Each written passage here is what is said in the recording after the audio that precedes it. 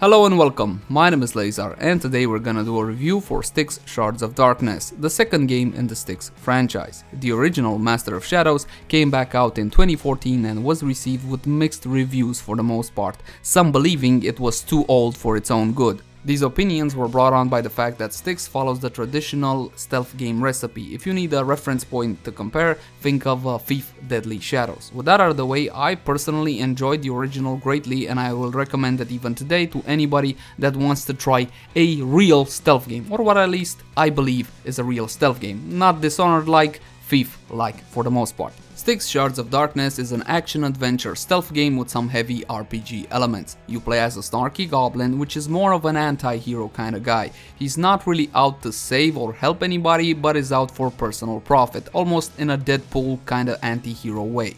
With that being said, please keep in mind that the tonality of the entire game is a bit onto the violent side, not necessarily only because of the actions Styx carries out, but also because of his way of thinking, snarky remarks, and the language generally used in the game. Now, to be honest, that didn't really turn me off at all. I liked it for what it is, but there are some that might be put off by this specific aspect, so I thought I should mention it.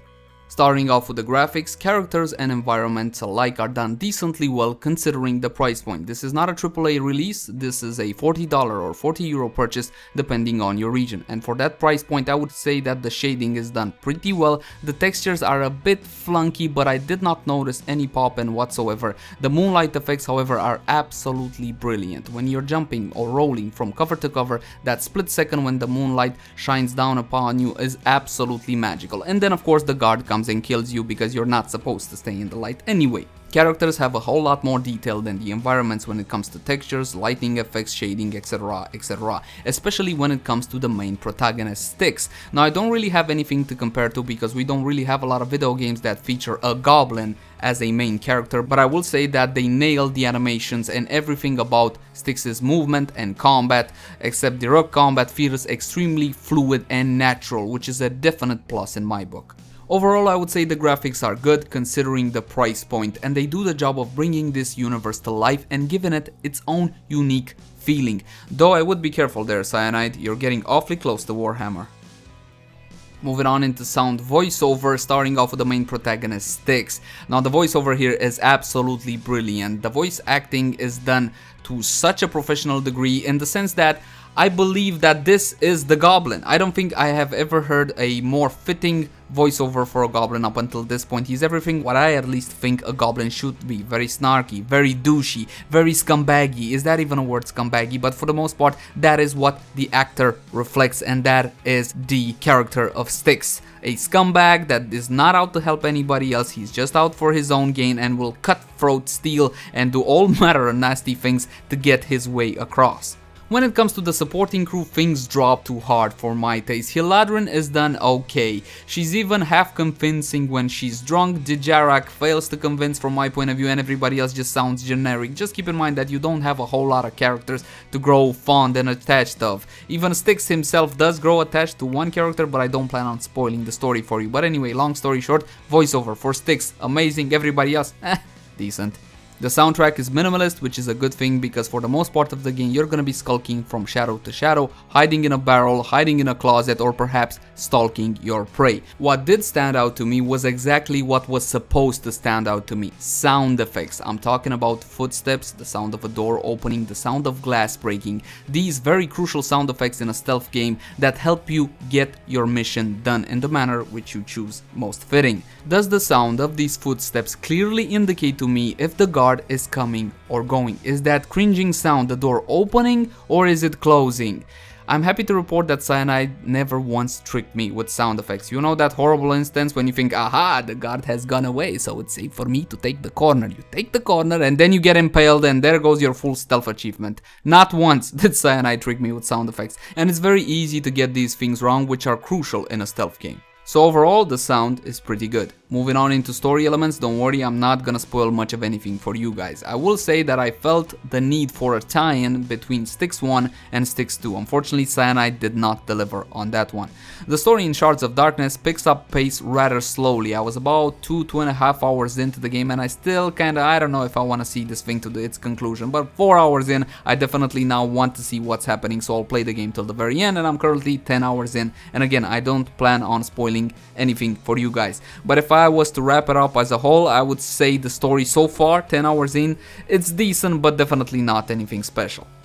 And that finally leads us into gameplay. Now here we have a coin with two very different sides. On the one side you have a beautiful stealth game, which rewards players that want to play Styx Shards of Darkness the way it was meant to be played. Stalking in the shadows, setting up domino pieces, laying down traps, dumping bodies, kill or not kill, it doesn't really matter, that's up to you. But if you play Styx Shards of Darkness as a stealth game, then you will be rewarded with really epic moments. For example, you can spend 10 minutes setting up the domino pieces and then just triggering it.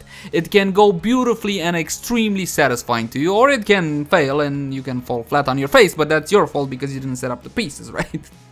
Or you can turn to the other side of the coin and go for direct combat. The game does not constrain you. If you want to go for direct combat and just go, I'll just wreck everything, and you don't have the patience for a stealth game, well, then the game will punish you. Not only is direct combat not recommended, but it's actively discouraged, and the actual direct combat system is as bad as in the first one. Again, this is a stealth game, it's meant to be played as a stealth game. Assassin or not, it doesn't really matter. You kill or not kill, speedrun, no speedrun, it's meant to be played stealthy.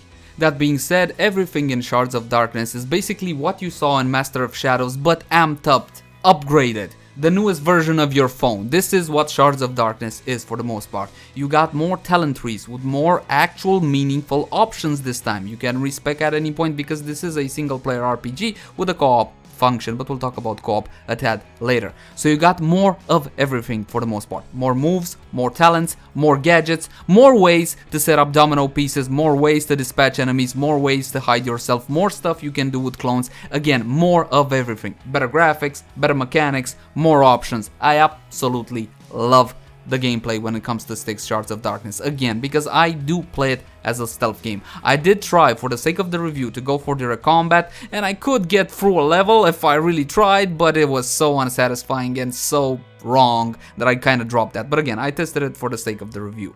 Getting back to that co-op system, I tested very little of it, because to be frank, it's not all that satisfying. Okay, it doesn't really add much of anything to the actual experience, and I'm not sure that a stealth game is the best place for co-op. Again, somebody else can drop in, they play as a goblin as well, they have the same powers as you, can do the same thing as you, and of course it makes some things a whole lot more easier, which, to be frank, I have a problem with, and it does make other things a tad more complicated as well. Again, I do not think that a co-op can add anything meaningful to this type of game. The next section is called Bugs and Glitches, and thankfully this section is not too long, so don't worry about it. Styx Shards of Darkness for the most part rolls pretty well with a couple of bugs and glitches. For example, in the menus, if you leave VSync on, it will create mouse lag, guaranteed mouse lag. Turning VSync off will solve this problem. In actual gameplay, I did notice a couple of NPCs getting stuck. Not necessarily in a wall or something like that, they would just simply not react to anything. Thankfully for me, they were not key NPCs to the mission, so it didn't really bother me all that much. Other bugs and glitches, sometimes yes, you do fall to your death when you're not supposed to. Sometimes I really don't understand, because all the indications would point to the fact that you will grab onto the ledge you are trying to grab. Even a little small highlight above the grappling point shows you that you will be able to grab onto that if you execute the move. You execute the move, you fall to your death, you get a little bit annoyed. It did happen to me 4 or 5 times, something like that. Not enough to get me infuriated, but something for Cyanide to look at. Other than that, a few textures popping in here and there, again, very minor issues. Sticking a body into a closet sometimes causes the body to lean forward out of the closet a little bit, but thankfully the guards don't notice it, so that's fine. Again, for the most part, these are small gripes I have with the game. There is nothing major or game-breaking. The only game-breaking bug I did encounter once, again, throughout the course of 10 hours, is when I got stuck into a wall while doing an execution. When that happened, I had no other option than to load another game. Now before I give you my conclusion to Styx Shards of Darkness, how about smashing that subscribe button? If you enjoy how I do reviews, there will be plenty more to come in the future. Now, with that being said, please keep in mind that I did not receive a review code, I am not sponsored or any stuff like that. I would like to thank Broly Kenpachi for donating the game and making the review possible. He's just a member of my community, not an official or anything like that. So is Styx Shards of Darkness a good game or not? Well, it really depends on your point of view and who exactly am I talking to. If you like action-packed stealth games such as Dishonored, then you're probably not gonna enjoy Styx all that much. And I'll tell you why too. In Dishonored, for example, if you get found out, it's no problem because you can just wreck the opposition anyway. In Styx Shards of Darkness, you're gonna be heavily punished if you screw up your stealth. However, the game does offer you the flexibility of getting from point A to point B in 50 different ways. You will have to get from point A to point B, but how you get there is entirely up to you. If you want to be a killer, you can be a killer. If you want to be stealthy, you can be stealthy. If you want to just be a butthead and just go through it with your knife flailing, you can do that as well. That is entirely up to you. And the different paths you can take to traverse from objective to objective does support each gameplay style as well. If you want to be stealthy and not kill anybody, you're gonna stick to the rooftops, for example. If you're okay with mass murder, then you're gonna go through buildings in search of secrets and unlockables, which this game has plenty of. One last thing I would like to point out, finally they let us rebind the quick save and quick load. So you'll never feel like you lost that much progress because you tried something special. You got a quick save and quick load on F5 and F9. I just rebounded to my mouse back and forward keys, and that made things a whole lot more simpler, and I never felt like I lost progress. So kudos once again to Cyanide. Just like I don't believe in one size fits all, I don't believe in the current grading system. The same system we've been using for years to grade games, movies, etc. It's also the same system that IGN, GameSpot and every other major publication's been using for years to feed the beast Metacritic, which has more power than it should have. I believe that system to be antiquated and obsolete. What I do is something different. I tell you my thoughts and feelings on a game. I relate them to you as best I can, and then I recommend you check out multiple reviews, form an opinion of your own, and then use that opinion to come to a decision regarding a purchase. That's the best recommendation I can give you. So to wrap it all up, boys, as a true stealth game, Styx Shards of Darkness shines. As an action stealth game, because I see this is what the industry is heading for some bloody reason, then Styx Shards of Darkness will disappoint. It has my seal of approval as an old school stealth game. And with that, my name has been Lazar. Thank you guys for watching. Like, favorite, share and subscribe if you enjoy the content, and I'll see you again soon.